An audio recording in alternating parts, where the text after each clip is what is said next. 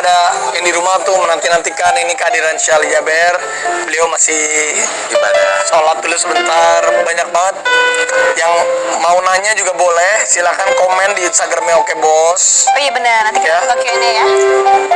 Nungguin Syekh Ali Jaber, uya yang nelpon nih. Kang, lagi live nih gue, Oke Bos. Oh ya udah. Tadi gue coba Lu ngapain? Nih lagi gue live ini suara lu nih. Lagi nggak ada yang ribut. Live-in. Iya, kebetulan Syekh Ali Jaber masih sholat maghrib, jadi nggak ada bintang tamu nih. Meniti pertanyaan enggak? Lu mau nitip pertanyaan apa nggak Kak sama Syekh Ali Jaber kemarin kan yang ditusuk itu loh Kang? Iya. Lu mau nitip pertanyaan nggak? Waduh, dia pertanyaan apa ya? Kalau nggak lu nanti ngaji bareng deh sama gua sama Vicky ya. Iya Buat boleh. Syekh Ali Jaber ya. Boleh, siap Pi. Siap Dang, yaudah. Ya. Ya Pi, dah. Goya. Mau ngajak main sulap apa nih? Nggak tahu ya gue ya. Ada-ada aja tapi sayang.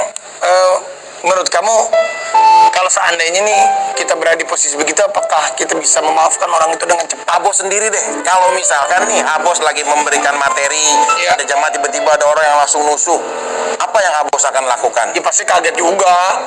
Tapi bisa tersulut emosi kan? Ya. Saat gini pasti kan, wah ini nusuk saya, woi.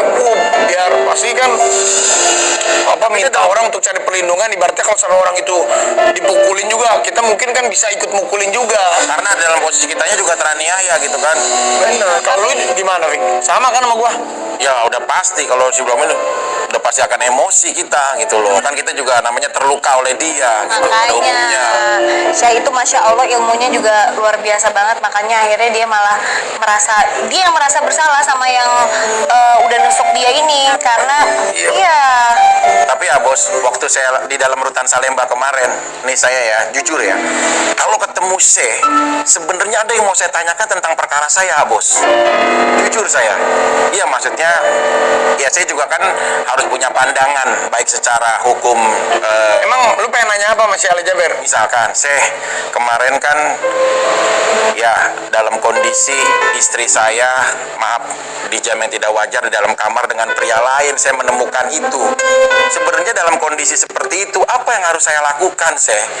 Gitu loh, kalau dengan menggerbek adalah itu sebuah kesalahan. Ya terus apa sih yang benernya tuh bagaimana gitu? Boleh, Pandangan nanti lu boleh agama. Boleh tanya. Kamu ada pertanyaan nggak sama Syekh? Boleh lah nanti kalau nggak teman-teman yang di rumah juga kalau yang punya pertanyaan bisa langsung nanti ke Instagramnya Oke Bos. Buat teman-teman di sini juga kalau punya pertanyaan bisa langsung ditulis ya di lembar pertanyaannya, kali aja bisa kita bacain nanti gitu ya. Atau Vicky mau nanya tadi gimana caranya untuk bisa adil? Adil. Saya nggak ngomong gitu. Enggak ngomong gitu. Ya maksudnya sebagai bukan sebagai Adil apa nih? Kategori adil tuh berarti ada sesuatu yang akan ya kan sebagai kita manusia kan kita harus bisa adil dengan pekerjaan kita, dengan keluarga, dengan teman. Ya kirain saya adil. Adil gimana sih? Tapi penonton di rumah nih udah Nih, ini pasti orang-orang udah pada nungguin. Sama, kita juga nungguin. Tapi ini memang spesial banget. Syekh Ali Jaber tuh datang ke sini di tengah kesibukannya dia mendakwah terus. Tapi memang Fik, kalau lu ketemu sama Syekh Ali Jaber ngobrol tuh hati kita adem. Bener. Pasti. Bener kan? Gue ada game sebenarnya. Game. Nah game lagi aja gimana? Nah ini kan saya mau nanya Mas ya kenapa jadi ada Sebelum game aja? Syekh Ali Jaber datang, aku mau kasih game dulu. Keluhnya jangan lupakan orang ketiga. Orang gua tidur dulu ah. Ya udah Bu, sini Bu, ayo main lah Bu. orang pertama Syekh Ali Jaber, orang kedua Raffi Ahmad, orang ketiganya Susah nih. Aduh, orang ketiganya. Aduh, susah deh. Aduh, orang ketiganya. Mama Ami. siapa? Mama Ami. Mama Ami, betul. Orang pertama Raffi Ahmad, Lalu ah bos, orang kedua Vicky Prasetyo. Nggak, tar dulu. Orang ketiganya? bagaimana Syekh Ali Jaber bisa ke Mama Ami ya bos? Dengerin dulu. Kan orang pertama Raffi Ahmad, Orang kedua orang kedua Syekh Ali Jaber. Kok bisa-bisanya maaf ya, ada Mama Ami gitu loh. orang pertama siapa? Syekh Ali Jaber. Iya. Orang keduanya Raffi Ahmad. Iya. Raffi Ahmad sama Mama Ami adik kakak nggak? Anak sama ibu nggak? Iya. Ya udah. Lagi. Paham lu? Nih, orang pertamanya Angel Elga. Orang keduanya Zaskia Gotik. Orang ketiganya? Orang ketiganya Pak Yanto. Bener.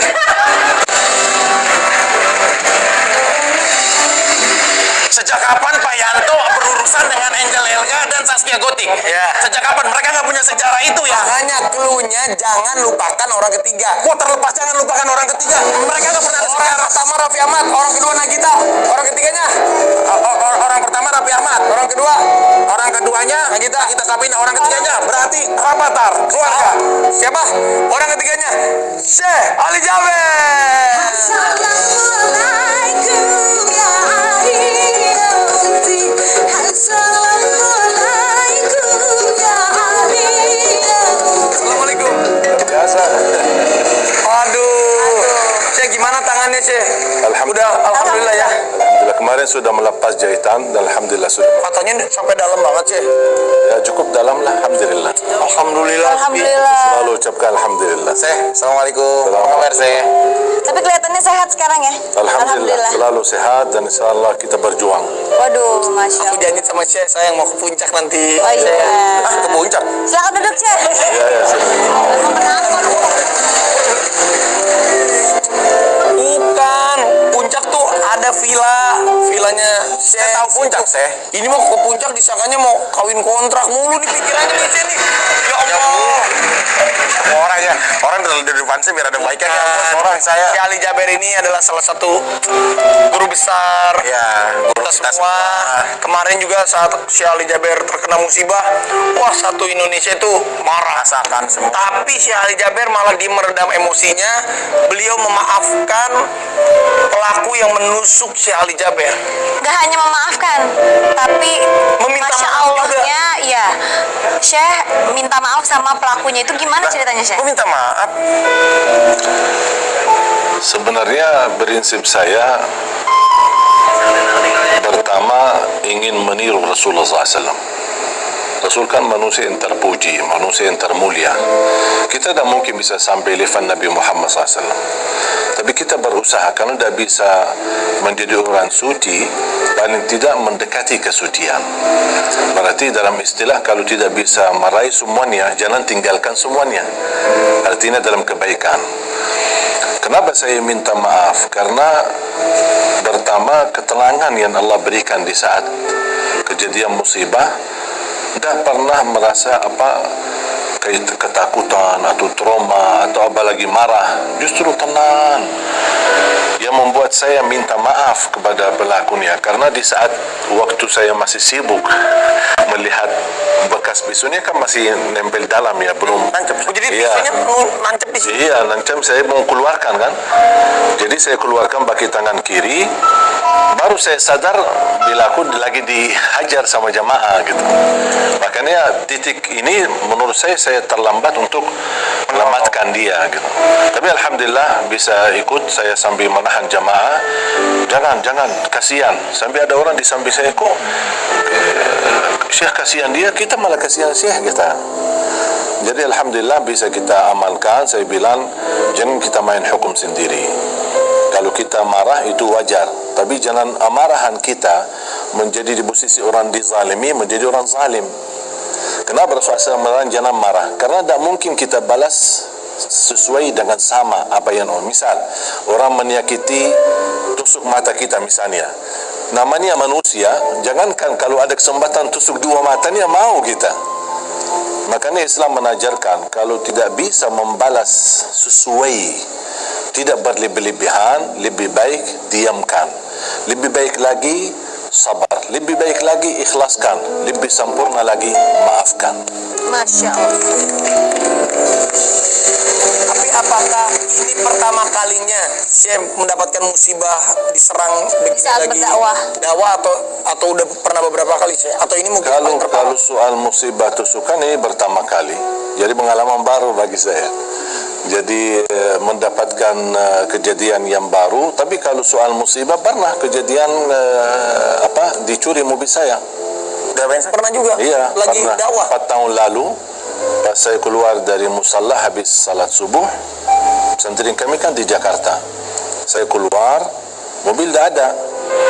Saya langsung kira fikiran saya tidak mau buruk sangka. Selalu saya mengutamakan baik sangka.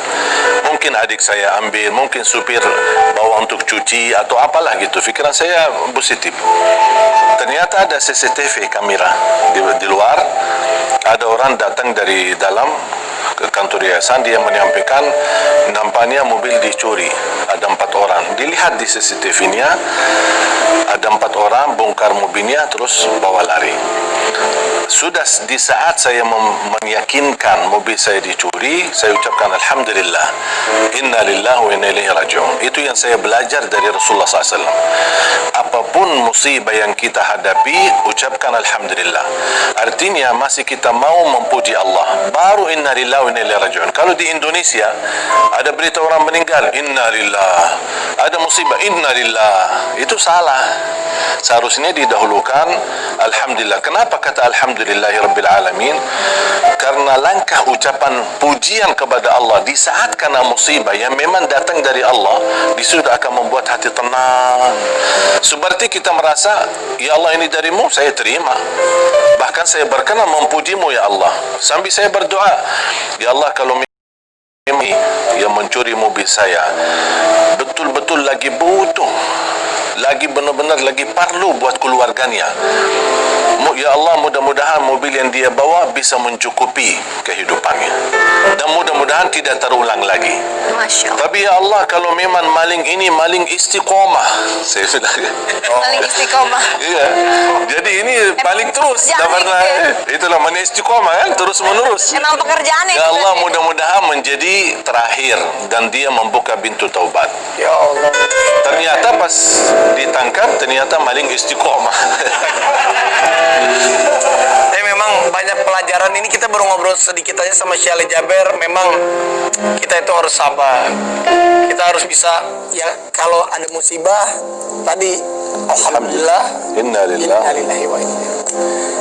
Dan Syekh Jaber nih selama 2 tahun katanya nggak pernah megang handphone. Baru sekarang aku tuh waktu kenal pertama kali Syekh Jaber nggak punya handphone.